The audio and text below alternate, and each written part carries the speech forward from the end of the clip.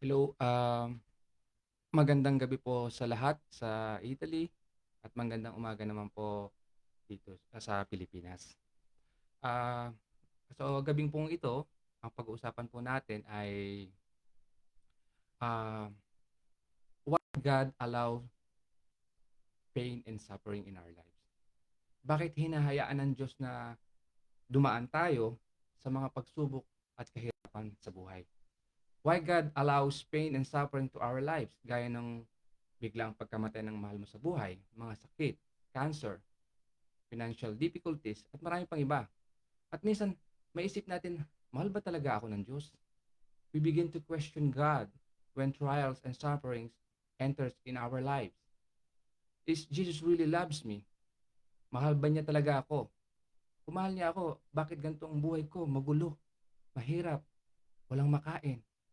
Kala ko ba magiging maayos ang buhay ko kapag sinunod ko siya? Ilan lang po yan sa mga katanungan natin sa Kanya kapag nakakaranas tayo ng mga pagsubok. Basahin po natin sa Roma chapter 8 verse 28.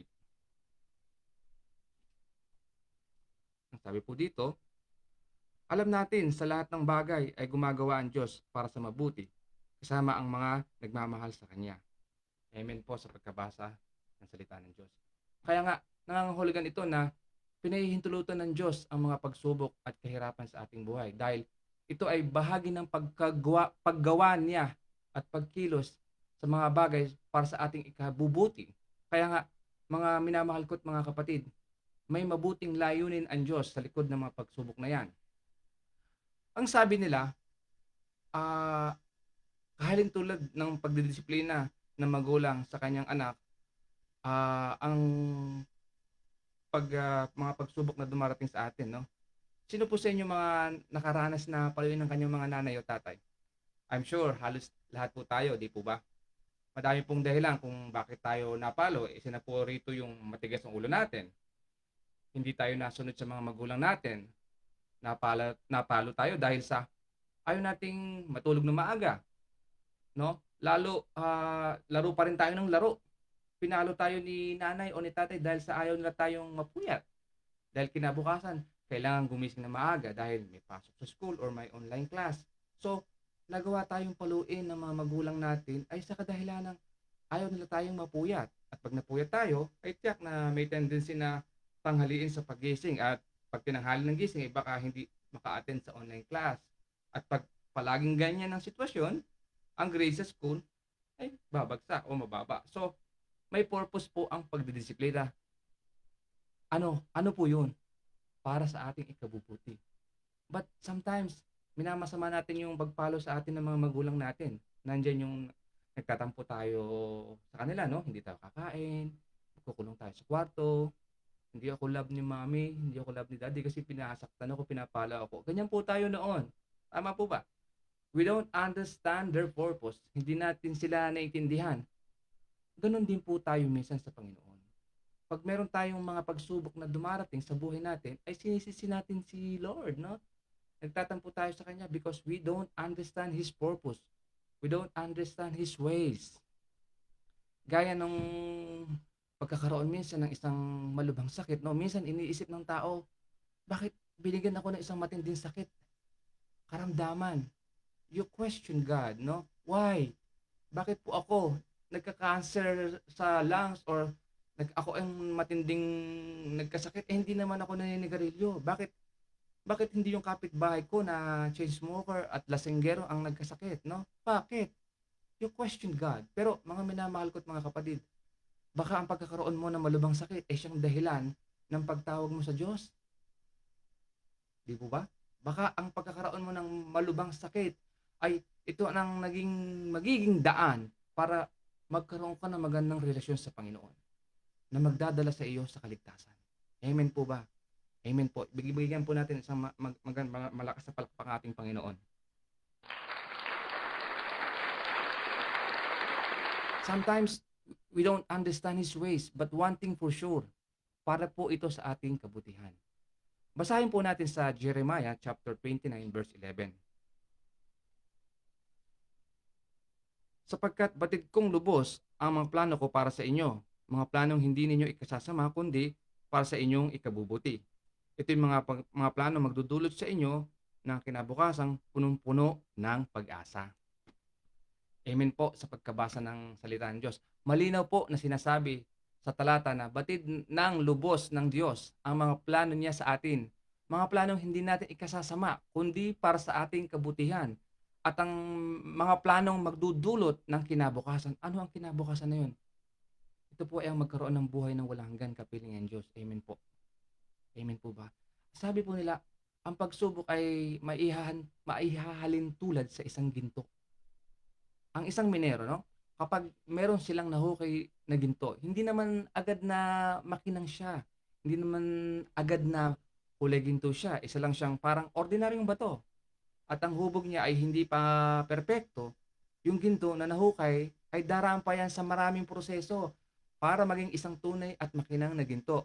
Pinaparaanan yan sa apoy upang matanggal yung elemento gaya ng mercury, no?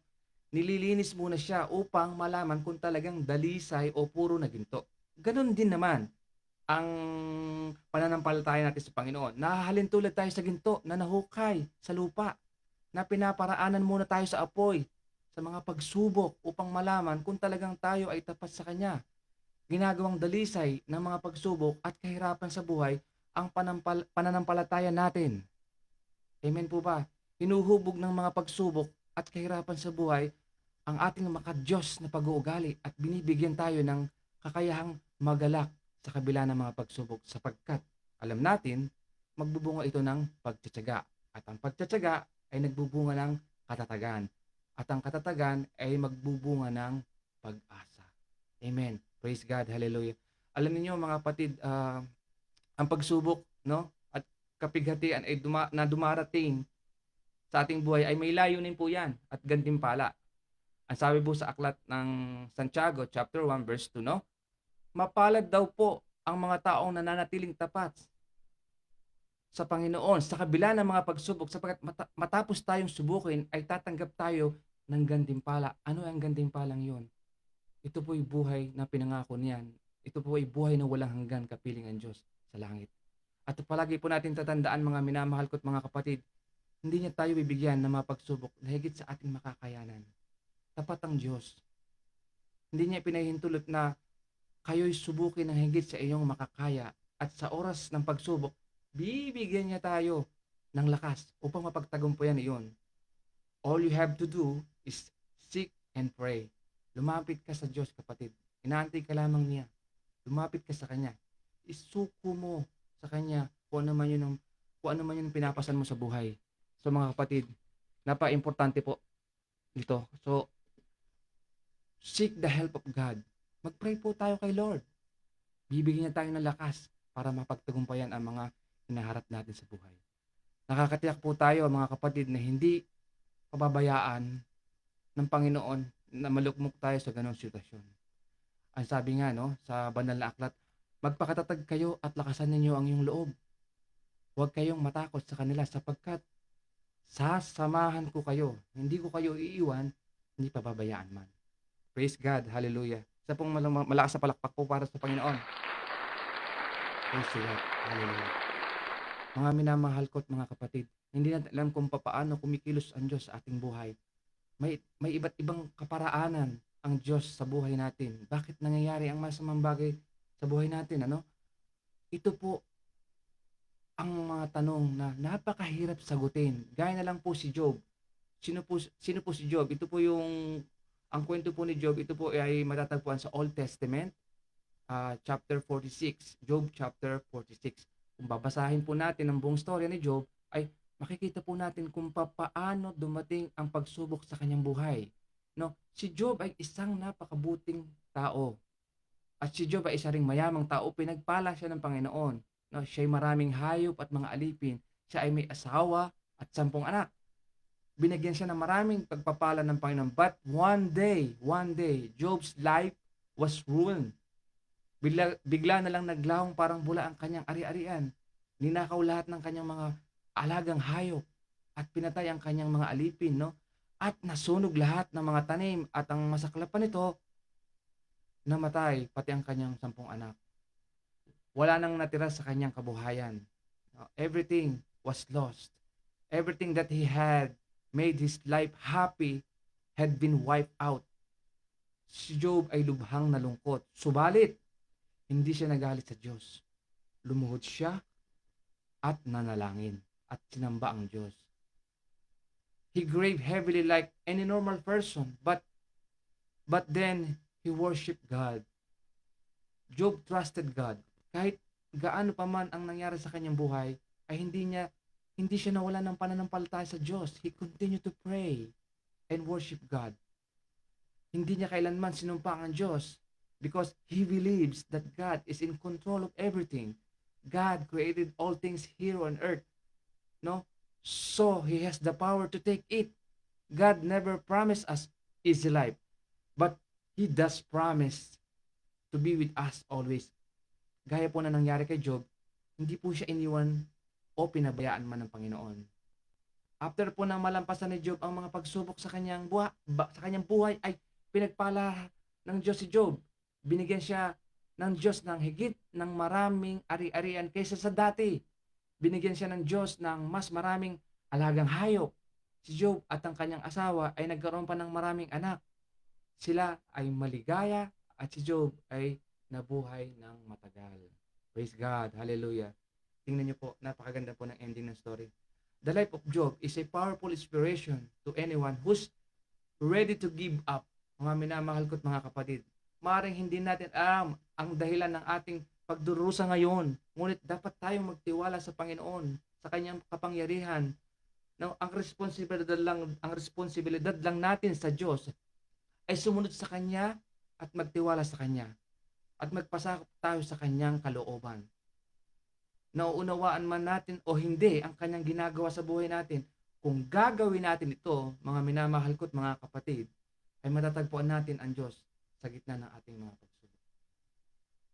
Pwede niyo po ba akong samahan sa isang maikling panalangin?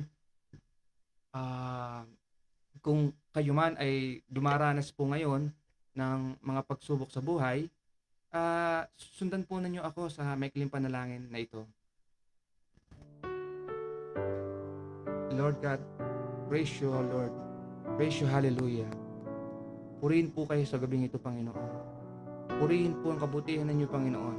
Purihin po kayo, Panginoon. Hallelujah. Lord, natatakot po ako. Lahat pong mga plano ko ay hindi nangyayari. Marami pong mga bagay na dumating sa buhay ko na hindi inaasahan. And I feel so devastated. I feel so clueless. Tulungan niyo po ako. Hindi ko na po alam kung ano ang gagawin ko. Help me, Father. I need you in my life right now. Please, i-guide niyo po ako sa tamang daan. Comfort me, Father God. Tanggalin niyo po sa isip ko ang mga worries, trials, and suffering. Natatakot po ako sa buhay na ito, Panginoon, na punong-puno ng problema at sakit at puno ng kahirapan. I need you to remind me that I'm always safe in your arms. Let your love overflow in my life.